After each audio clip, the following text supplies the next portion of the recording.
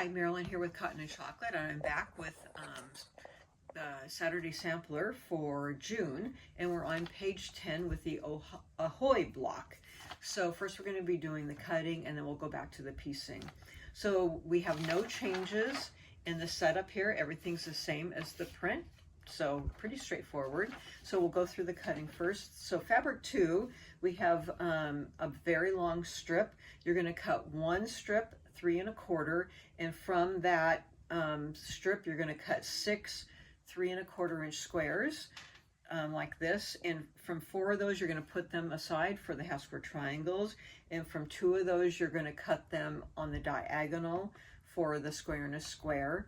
And I didn't get 6 out of that first one, but I had a little left at the end of it to cut a 2 1/2 inch square if you need to get it out of there.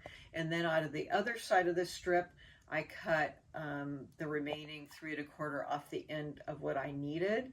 And then I cut the rest of that down to 2 1/2 and cut whatever that I needed out of the rest of that for my 2 1/2 inch squares.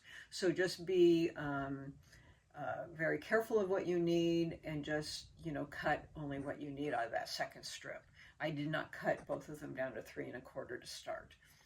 Fabric 3, this is fabric 3, and you need 4 3 3/8 inch squares, and this is going to be for 4 square and a square.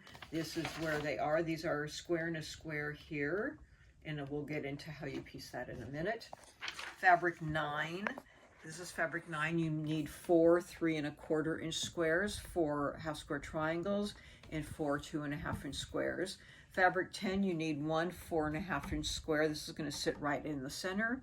And fabric 13, you need 4 3 1/4 inch squares cut once on the diagonal for your square and a square. So pretty straight cutting. We'll see you back in a minute for piecing.